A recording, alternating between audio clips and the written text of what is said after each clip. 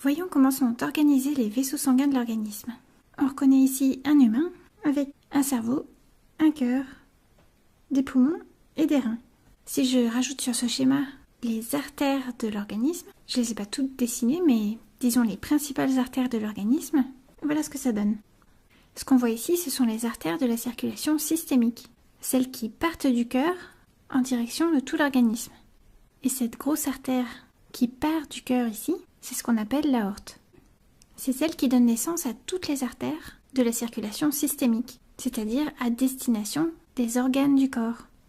Et les premières artères qui naissent à la base de l'aorte, je ne les ai pas représentées sur ce schéma, mais ce sont les artères à destination du cœur lui-même, qui forment comme une couronne autour du cœur et qu'on appelle les artères coronaires.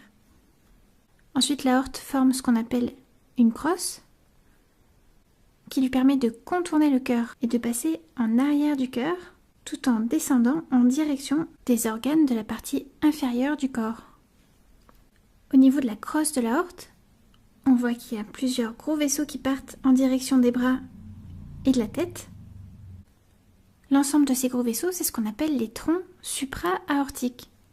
On les appelle des troncs artériels parce que, comme pour les arbres, ils se ramifient ensuite en branches plus petites, et supra-aortiques parce qu'ils sont situés au-dessus de la crosse de l'aorte. Ils sont un petit peu asymétriques parce que du côté droit, on voit que cette artère à destination du bras et celle-ci en direction du cerveau ont une partie en commun. Une partie qu'on appelle le tronc artériel brachiocéphalique, puisqu'il est à destination du bras et de l'extrémité céphalique, c'est-à-dire de la tête. On n'a pas besoin de préciser qu'il est à droite parce qu'il n'y en a qu'un seul. À gauche, on a une artère qui part en direction de la tête et une autre en direction du bras, directement à partir de l'aorte. Comme ces artères en direction des bras passent juste en dessous des clavicules, on les appelle les artères sous-clavières. Ici, c'est l'artère sous-clavière gauche. Et ces deux gros vaisseaux qu'on voit ici circuler au niveau du cou, ce sont les artères carotides.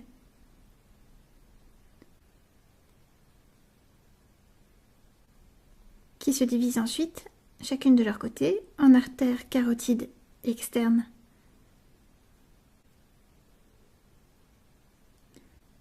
qui passent à l'extérieur de la boîte crânienne et artères carotides internes à destination du cerveau.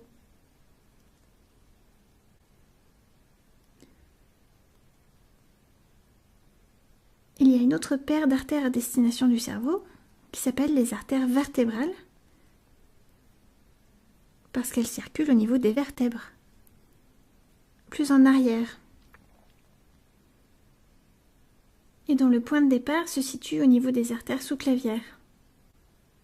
Elles se rejoignent ensuite pour former ici une artère très importante qu'on appelle le tronc basilaire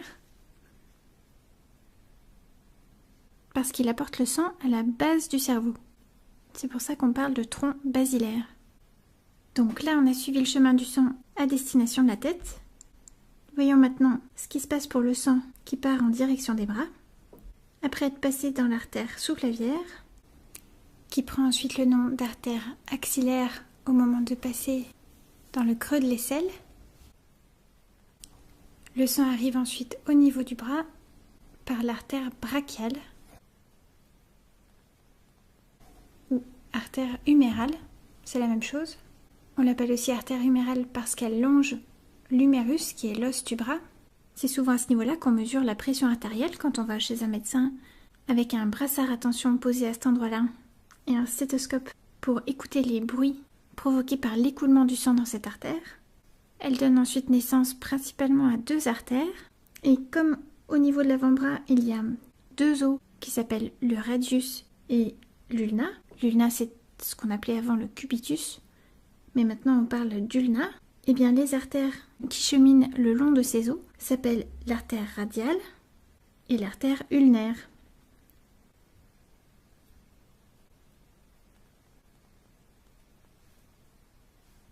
Celle qu'on appelle l'artère radiale, c'est celle qui arrive du côté du pouce. Ce qu'on voit, c'est qu'ensuite, elles forment toutes les deux une sorte d'arcade au niveau de la main qui donne naissance aux artères à destination des doigts. Tout l'intérêt de ce système, c'est que si jamais, par accident, une artère se retrouve bloquée de ce côté-là, eh bien l'autre artère continue de pouvoir alimenter la partie la plus distale, c'est-à-dire l'extrémité du membre supérieur, donc la main et les doigts. Alors reprenons maintenant notre chemin, ou plutôt le chemin du sang dans l'aorte. On a vu ce que donnaient les troncs supra-aortiques qui partent de la crosse de l'aorte, et maintenant le sang passe derrière le cœur et l'aorte continue de descendre dans l'abdomen en direction des jambes. Elle donne sur son chemin naissance à des petites artères que je n'ai pas dessinées ici, qui sont à destination des côtes, des vertèbres, avant de se retrouver au niveau de l'abdomen et de donner une artère importante qu'on appelle le tronc cœliaque. Cœliaque, c'est un mot qui vient du latin, qui lui-même vient du grec, qui veut dire viscère. Parce que c'est un tronc artériel qui alimente en sang plusieurs viscères de l'organisme, qui sont le foie, l'estomac et la rate. Les autres organes de l'abdomen sont alimentés par d'autres artères, notamment celle-ci qui s'appelle l'artère mésentérique supérieure. On l'appelle supérieure parce qu'il y a aussi une artère mésentérique inférieure. Donc ces deux artères, ce sont les artères mésentériques, ce qui veut dire à destination des intestins. Et entre les deux artères mésentériques, on voit ici des artères qui vont en direction des deux reins et qu'on appelle logiquement les artères rénales. Si on continue à descendre dans l'aorte, on arrive maintenant à une bifurcation. L'aorte se divise en deux à cet endroit-là. Et comme à cet endroit-là, on se retrouve au niveau du bassin, au niveau des os iliaques, eh bien ces artères s'appellent les artères iliaques. On les appelle artères iliaques communes droite et gauche. Elles vont à leur tour donner naissance à des artères à destination des organes qui sont situés dans le bassin, qu'on appelle les artères iliaques internes, et aussi aux artères à destination des jambes, qui sont les artères iliaques externes. Au niveau de la cuisse, l'os qui se trouve au niveau de la cuisse, c'est le fémur. Donc cette artère qu'on voit ici, cette grosse artère, c'est l'artère fémorale. Comme elle se divise un peu plus bas en deux, cette partie-là, c'est ce qu'on appelle l'artère fémorale commune. On voit qu'ici, elle se divise en deux parties, qu'on appelle l'artère fémorale profonde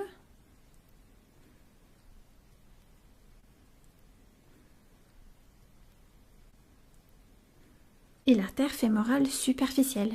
L'artère fémorale profonde, c'est grâce à elle qu'on fait du vélo ou du ski. C'est elle qui alimente les muscles puissants des cuisses qu'on sollicite beaucoup quand on fait du vélo ou du ski. Alors que l'artère fémorale superficielle, c'est celle qui alimente les muscles dont on se sert, par exemple quand on marche ou qu'on court, parce qu'elle donne naissance aux artères à destination du mollet et du pied.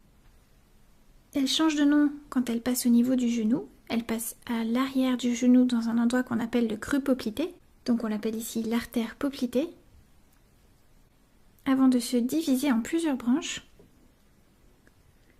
Et comme à ce niveau-là, on a deux os, d'une part le tibia et d'autre part le péroné, qu'on appelle aussi fibula, eh bien on a ici une artère tibiale. En fait ici c'est l'artère tibiale antérieure qu'on voit, et là l'artère tibiale postérieure.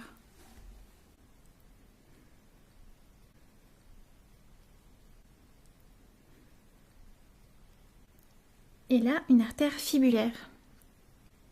Et l'artère fibulaire part de l'artère tibiale postérieure. Et ce qu'on voit, c'est que, comme au niveau des mains, on a une arcade artérielle au niveau des pieds qui donne naissance aux artères à destination des doigts de pied. Donc on a fait le tour des artères principales de la circulation systémique. Voyons ce que ça donne si on rajoute maintenant les veines. Comme elles contiennent du sang plus pauvre en oxygène, je les ai dessinées en bleu. Et ce qu'on voit, c'est qu'elles ont une organisation assez parallèle à celle des artères. Mais il y a quand même quelques petites différences. Une de ces différences, c'est qu'il y a un réseau de veines profond qui est vraiment calqué sur celui des artères, mais il y a aussi un réseau veineux superficiel. Quand les veines sont vraiment très parallèles aux artères, le plus souvent elles portent le même nom que les artères. Donc ici par exemple, c'est la veine fémorale, mais il y en a quelques-unes qui ont des noms différents. Celle-ci qui passe à l'arrière de la jambe, on l'appelle la veine petite saphène. Si on l'appelle petite saphène, c'est qu'il y a aussi une grande saphène. Ici c'est la veine grande saphène. Ce sont des veines assez connues parce qu'elles ont tendance à donner des varices et à devenir assez visibles chez certaines personnes. Et on voit qu'ici, les veines grandes saphènes rejoignent les veines fémorales pour ensemble donner les veines iliaques et se rejoindre au même niveau que la bifurcation aortique pour former la veine cave inférieure. La veine cave inférieure récupère ensuite sur son trajet le sang veineux en provenance des organes du bassin et de l'abdomen et ramène ce sang veineux jusqu'au cœur, qu'elle rejoint au niveau de l'oreillette droite, alors que le sang veineux en provenance des bras et de la tête rejoint le cœur par la veine cave supérieure, qui arrive aussi au niveau de l'oreillette droite. Une des choses à connaître à propos du réseau veineux au niveau des bras, c'est qu'ici on a ce qu'on appelle le M veineux du pli du coude. On l'appelle comme ça parce que si on le regarde, ça ressemble vraiment à un M. Et bien c'est au niveau de ce M qu'on réalise la plupart des prises de sang. On peut les faire ailleurs, mais le plus souvent, on le fait au niveau de ce M. Ce qui forme le montant externe de ce M, c'est la veine qui s'appelle la veine céphalique.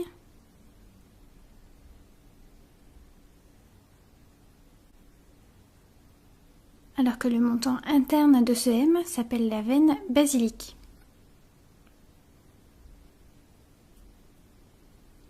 La veine basilique rejoint ensuite la veine brachiale, qui est une veine plus profonde, et ensemble, elles forment la veine axillaire au niveau du creux de l'aisselle, qui se transforme ensuite en veine sous-clavière. Le sang veineux en provenance de chacun des deux bras circule ensuite dans les veines sous-clavières, qui passent sous les clavicules, et c'est aussi à ce niveau-là qu'arrive le sang en provenance de la tête, par les veines jugulaires. Comme pour les carotides, il y en a deux paires, les veines jugulaires externes, qui viennent de l'extérieur de la boîte crânienne, et les veines jugulaires internes, qui sont plus profondes et qui ramènent notamment le sang en provenance du cerveau, qui rejoint ensuite la veine cave supérieure et l'oreillette droite. Donc on a fait le tour des artères et des veines de la circulation systémique, en tout cas des principales, parce que c'est difficile de toutes les représenter sur le même schéma. Mais il y a deux systèmes de circulation dans l'organisme. Tous ces vaisseaux dont on vient de parler, ce sont les vaisseaux de la circulation systémique. Et ce que j'ai représenté ici en bleu plus foncé, ce vaisseau qui part du cœur, eh bien c'est le début de la circulation pulmonaire. Je l'ai représenté en bleu parce qu'il transporte du sang pauvre en oxygène, mais comme c'est un vaisseau qui part du cœur, c'est une artère. La définition d'artère, c'est bien que c'est un vaisseau qui part du cœur. Donc